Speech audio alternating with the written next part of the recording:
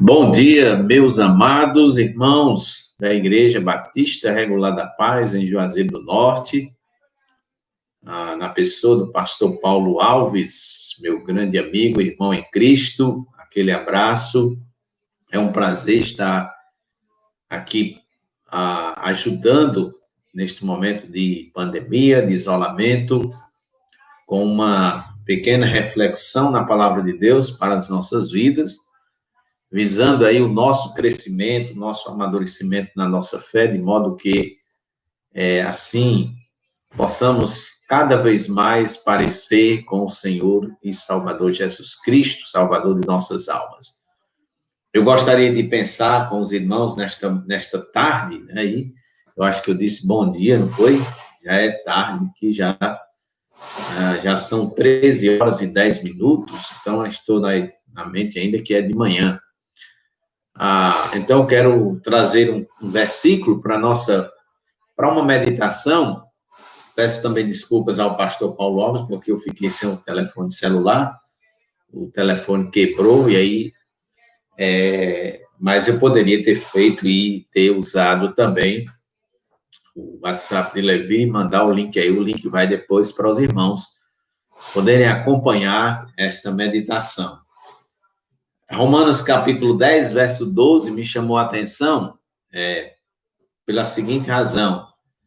A gente pensar nesta tarde sobre inclusão, o modo, a forma como Deus faz inclusão, tanto no passado quanto também nos nossos dias.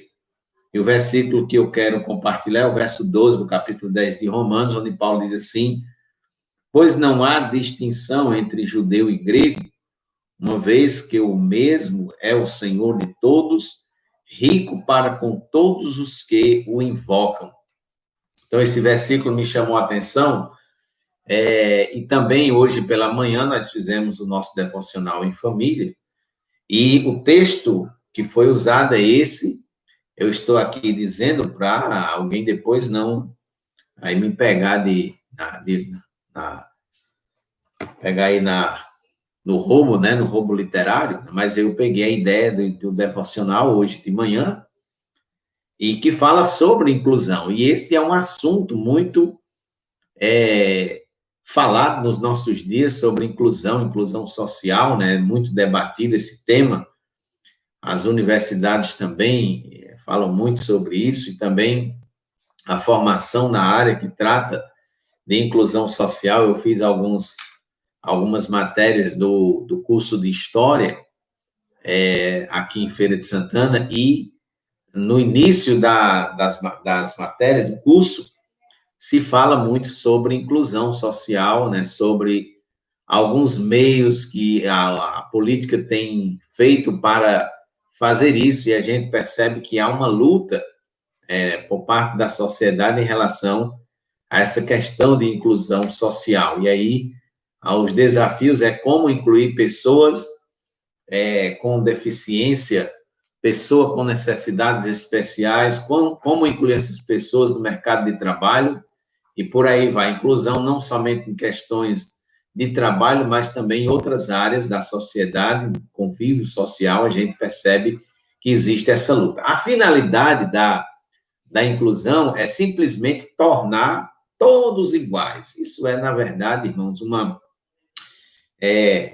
sonho, né? Porque é impossível que isso aconteça nesses dias, principalmente em que o homem está vivendo. Nós não podemos pensar nisso numa totalidade, porque só quem é capaz de fazer isso é o Senhor Jesus Cristo. E ele vai fazer isso no período do milênio, quando toda a humanidade, quem viver naquela época, desfrutará de um governo realmente igualitário, justo para todos. Enquanto isso não acontecer, a gente sabe que é impossível, porque o homem se encontra, uma grande parte, na sua imperfeição. Então, não tem como, de maneira nenhuma, não tem como, de forma geral, não tem como alcançar esse objetivo. O texto que nós lemos fala de uma inclusão em outro sentido. Questão aqui é de salvação da alma, e nós vemos que Deus o Senhor, o justo, e que faz essa inclusão de uma forma que serve para todos. É pena que nem todos crerão nisso, mas a maneira como Deus trabalha é especial.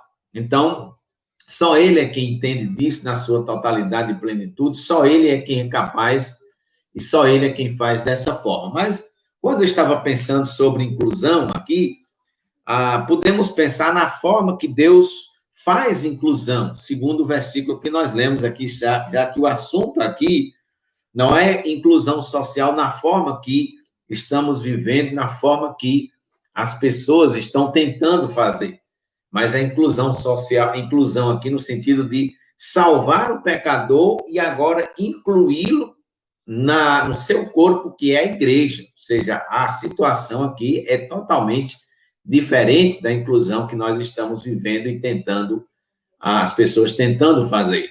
Então, como é que Deus fez isso aqui? A Bíblia é bem clara na forma como Deus ele trata a humanidade, como ele trata as pessoas.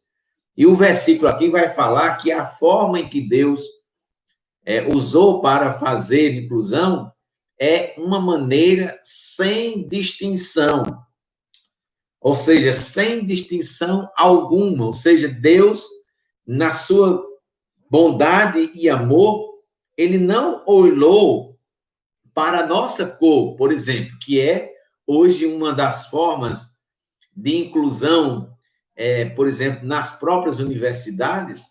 Tem uma cota, no Brasil tem cota para negros, tem cota para índios, tem cota para deficientes.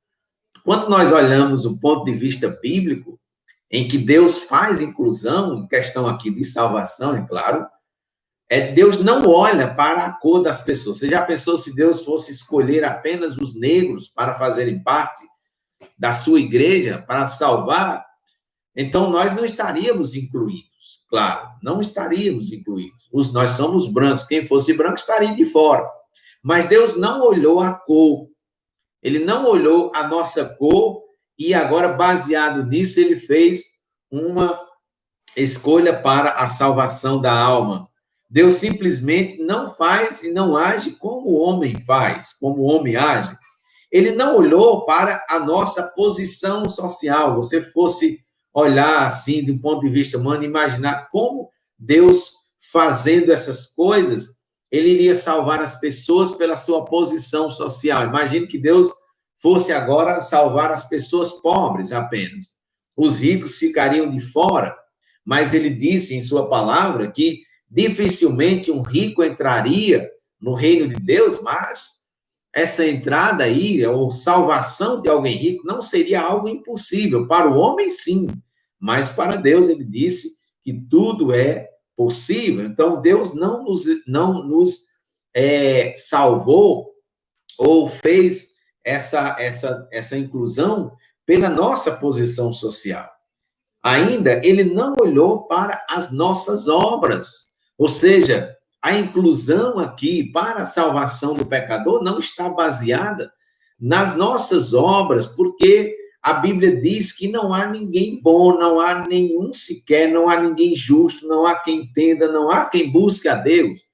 Então, Deus não fez a inclusão aqui baseado nas nossas obras. É impossível que o pecador seja salvo mediante as obras.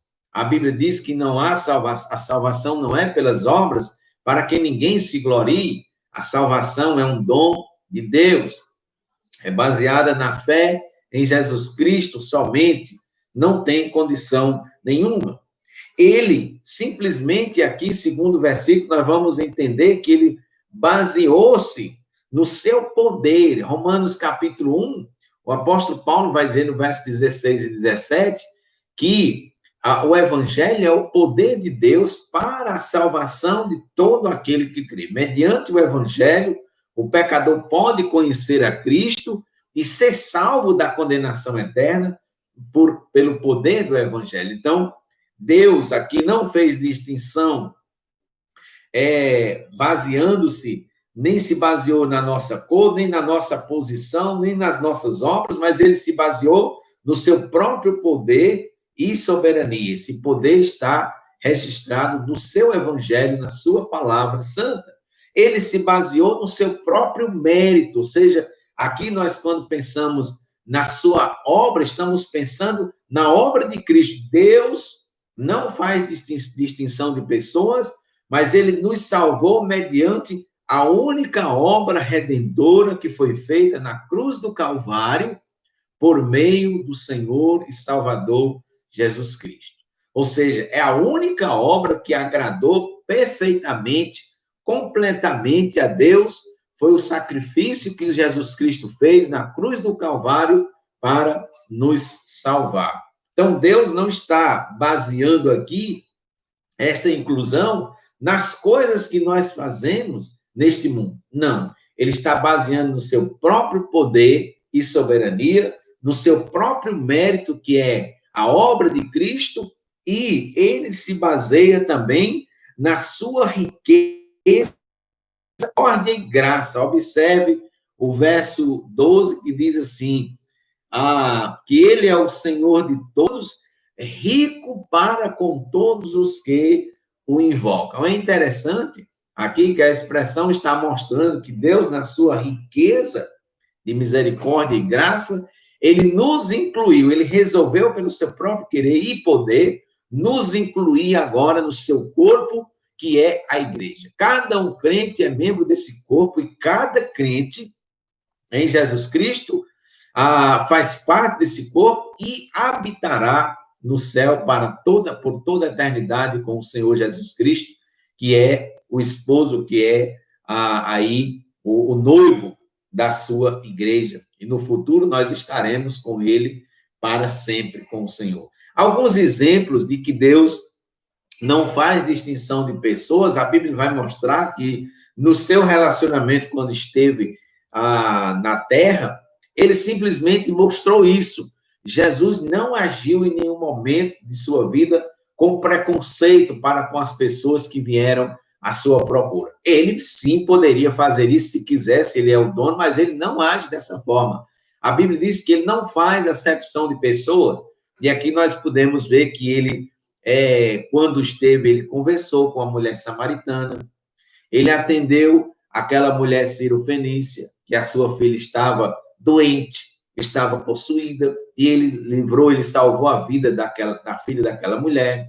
Ele também estendeu a mensagem do seu evangelho para Cornélio, e Pedro, quando chegou lá, disse, olha, vocês sabem que não é permitido a um judeu ter contato com um estrangeiro, com um gentio, mas Deus mostrou para mim que ele não faz acepção de pessoas, que ele simplesmente está atento tanto ao judeu, quanto ao grego, quanto ao estrangeiro.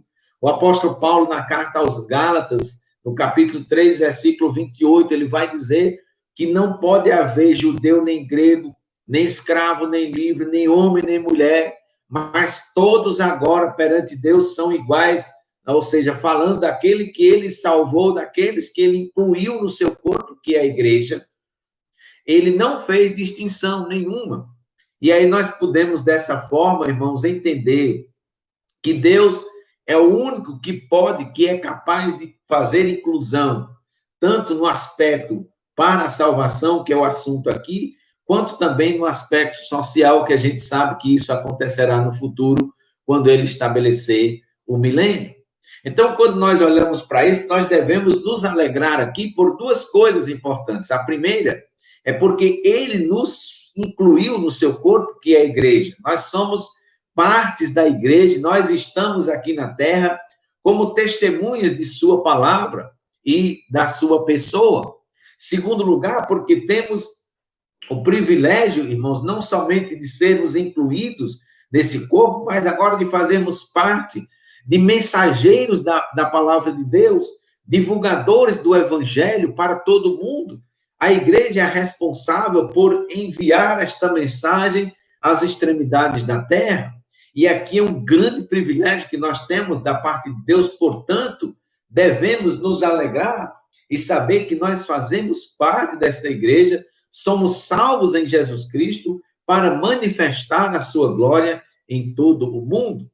E isso nos chama a atenção porque nesses dias de isolamento nós precisamos pensar seriamente nessa questão. O que estamos fazendo nesses dias de isolamento? Estamos aproveitando para nutrir a nossa alma, o nosso espírito, e assim estarmos mais capazes de testemunhar de Cristo para o mundo? A igreja é a única instituição na Terra que representa a Deus e a sua pessoa e o seu reino.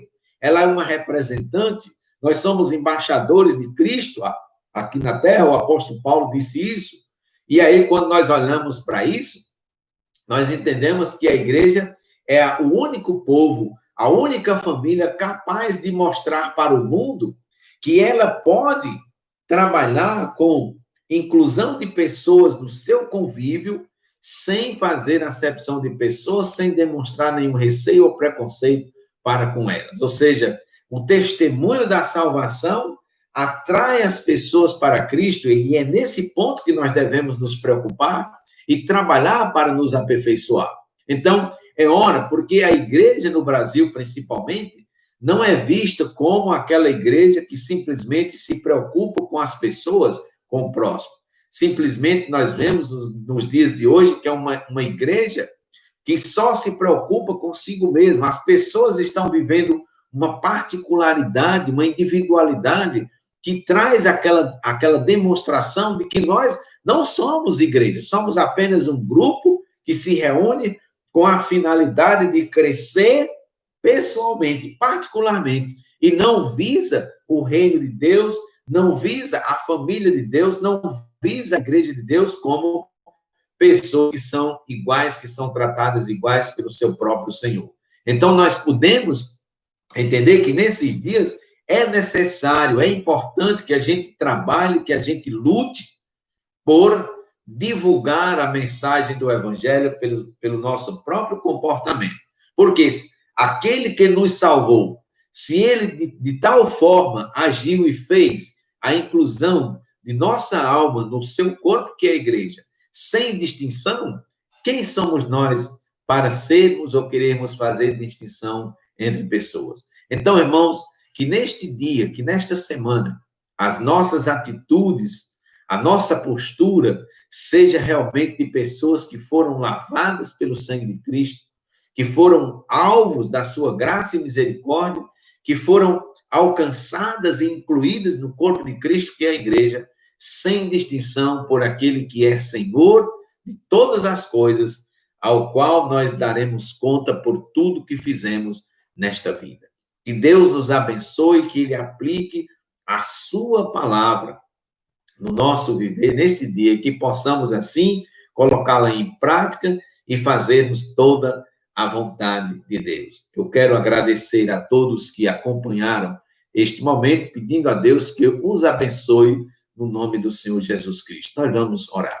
Pai Celeste, nós agradecemos por este tempo, agradecemos por estes irmãos que têm acompanhado esses momentos de meditação na Tua palavra, porque ela é transmitida por meio da internet. Abençoa a todos, cuida de todos nesse dia. Nós pedimos isso e agradecemos no nome de Jesus. Amém. Obrigado, que Deus abençoe a todos e até a próxima. Foi um grande prazer poder ajudá-los dessa forma. Em nome de Jesus, amém. Muito obrigado.